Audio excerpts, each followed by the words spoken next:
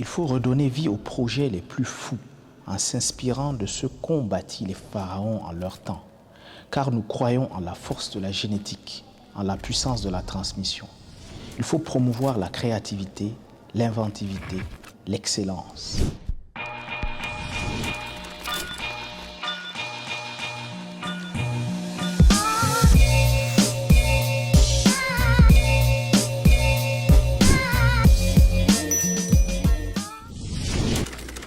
Le premier pas vers la réussite, c'est l'autocritique. Nous ne pouvons pas nous satisfaire de nos actions quotidiennes. Nous devons les analyser, les évaluer, les passer au crible de la pensée critique. C'est de cette manière que nous pouvons en déceler les insuffisances et éventuellement nous améliorer. Cette partie de l'Afrique dans laquelle nous vivons, le Sahel, est confrontée à d'énormes et multiples défis environnementaux, sociaux, politiques et j'en passe. Mais les défis ne doivent pas nous limiter ou nous restreindre. Au contraire, ils doivent nous booster, nous pousser à nous élever et à atteindre l'excellence. L'excellence. Mais en fait, l'excellence, c'est quoi? L'excellence, c'est avant tout un état d'esprit, un mindset de vainqueur.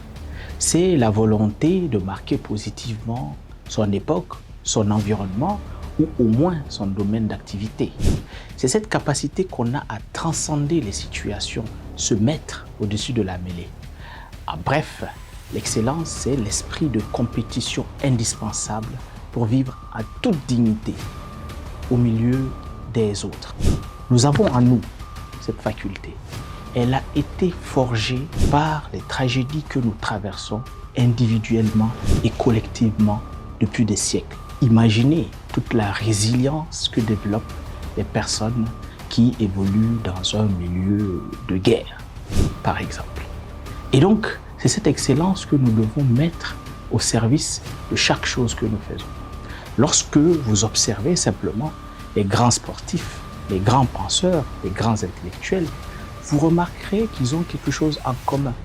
C'est en trame de fond cette idée de toujours atteindre l'excellence. Et ce qui a permis à nos ancêtres, lorsqu'ils ont été déportés, de pouvoir résister et sortir des chaînes. C'est grâce à l'esprit de compétition et d'excellence que nos grandes idéologies comme le panafricanisme ont été mises en place. C'est grâce à l'esprit d'excellence que les Noirs partout dans le monde ont réussi à continuer à résister et à exister. Et c'est cet esprit-là que nous devons revitaliser, que nous devons revigorer. Parce que de cette manière et de cette manière seulement, nous pouvons continuer à faire face à l'adversité dans ce monde de plus en plus impitoyable. L'excellence, c'est l'esprit de compétition. Et l'esprit de compétition, c'est ce dont l'Afrique a besoin. Merci à vous de m'avoir suivi.